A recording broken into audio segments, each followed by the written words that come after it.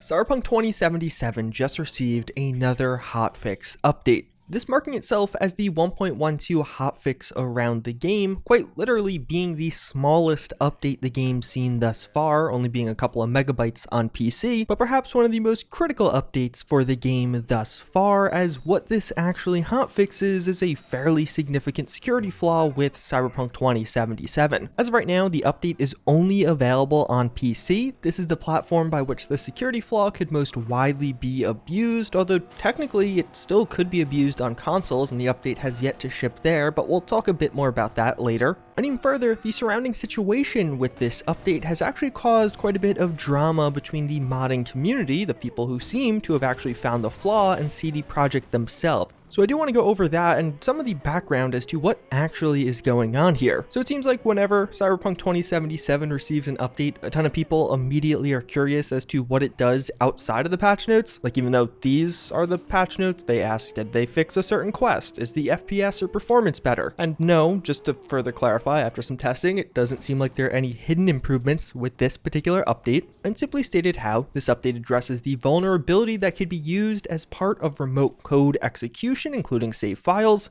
fixed a buffer overrun issue, removed or replaced non-ASLR DLLs. So with this particular hotfix update, let's backtrack a little bit. A couple of days ago, you may have seen this particular tweet out from CDPR support. It's saying, if you plan to use Cyberpunk game mod/custom saves on PC, use caution. We've been made aware of a vulnerability in external DLL files the game uses, which can be used to execute code on PCs. Issue will be fixed ASAP. For now, please refrain from using files from unknown sources. So if you're not following the situation, just right now, make note of what you think that means, because it does become relevant. This tweet ended up causing a bit of a stir based on its wording, but even further, the tweet does have some valuable background even before this went live. Basically, some modders, while decompiling the files of Cyberpunk 2077, discovered a security vulnerability. It seems like those modders reported it to CD Projekt and actually implemented a fix for themselves in the very popular mod Cyber Tweaks. And when I say very popular mod, this is probably the most downloaded mod for Cyberpunk 2077 right now,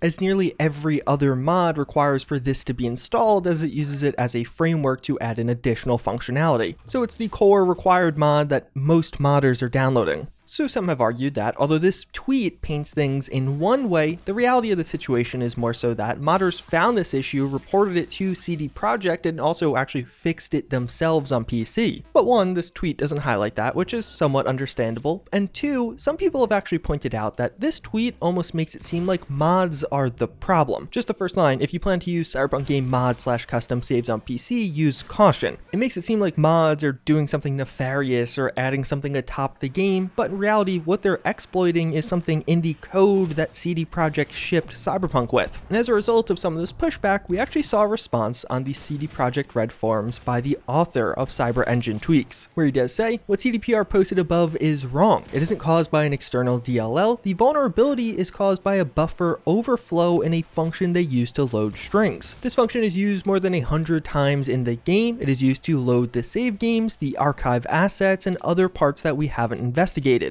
This is 100% CDPR's fault. It isn't anybody else's fault. This is caused by a lack of proper unit testing. It goes on to say, what happened to owning up to your mistake, CDPR? Not only did Pixel Rick communicate this a week ago and you didn't do anything, this should have been hotfixed a few hours after you knew about it, but then you go public lying about the nature of the vulnerability so that modders take the fall for this, and ending off describing how, just so you know, everyone, this isn't just a PC issue, every platform is affected. It's been exploited to gain access to GeForce Now already, and there's more to the post. I'll have it linked down below if you want to read the full thing, as well as the addendum. Seems like he might have been pretty frustrated when he wrote it, then cooled off a bit, so added the addendum after. The user to discover this, Pixel Rick, actually does have a really nice write-up getting pretty technical about what's going on here. I'll have it linked down below if you want to check it out. My layman understanding of what's going on here is basically in Cyberpunk 2077, the game has a certain buffer size for when reading things, and if you run something that exceeds that buffer size, it can cause a buffer overflow, which could lead to the execution of some malicious malicious code. So the hypothetical is, imagine you download a mod, let's say a mod just with a level 50 character. I use one of those all the time in the background of my videos, and though at face value it looks like it's just a save game you're downloading, in reality it's taking advantage of this exploit and then will run some nefarious code. That code could be as simple as just forcing your game to crash every time you launch it or load any save game, or something much worse, actually trying to gain access to your PC or other things. Fortunately now again, this all has been patched at this point, but I think it definitely is easy to understand if everything said is true, this frustration between the modders and CDPR. Many of the headlines that came out following this tweet from them really said, hey, don't download mods for Cyberpunk because they're dangerous, which although is definitely true, we could see how that over the pipeline could kind of get transcribed to modders are bad or modders are dangerous in Cyberpunk. Never mentioning that it was in fact modders who were the ones that actually found this and reported it to them, or how modders actually had a free mod that fixed this. Now, they may have not been able to verify the CyberEngine tweaks mod, so I could kind of understand why they weren't saying that. Even further, there definitely is some intrigue around the fact that this was reported apparently a week ahead of the actual tweet going out, or even if it was just a few days, the CyberEngine's tweak mod fixed this several days ago. CDPR was definitely fairly slow on getting this patch out. I could understand more if it applied to both PC and consoles, if you have to go through the console certification process, but even just take for example this tweet warning everybody about this potential exploit, even before a fix was shipped. This was sent out on the 2nd. The mod CyberEngine Tweaks implemented the fix for this critical bug 3 days earlier on January 30th. And considering before that fix was even implemented, the modders told CDPR about the problem, it definitely seems like they took quite a bit of time to actually get this message out there and then actually get the fix out there. Now thus far, there haven't been any major reports of any victims of this. It's not like it has been a huge issue in the community. The people who found this kept it quiet. It ended up accidentally leaking, but again, they were very quick about having a fix for their own mod anyway. And since so many mods required the CyberEngine Tweaks mod, that definitely acted as a preventative shield here in a way. But overall, it's another one of those ones that really sours that relationship between CDPR and the modding community. Early on, they removed the console from the game, which was widely used by many mods. Fortunately, CyberEngine Tweaks adds in their own console. And a couple of weeks ago, though we did see the release of the modding support tools, those were super basic and bare bone. Basically tools to help create other tools, but they kind of came late, over a month after the release of the game, and a lot of the work they would have helped with was already done at that point. It'll be interesting to see how this relationship continues to evolve and change. As it stands right now, as I covered in my last video, modders are already starting to fix things that CDPR hasn't. This next big February update, as I've been mentioning in a couple of my videos, is set to be the big one. We don't know how big or small it'll actually end up being, but CDPR has really mentioned how it's going to be the biggest update yet. And I know I, for one, am actually really curious to see how many features it fixes in the game. Although there's a ton of bugs and performance issues are widespread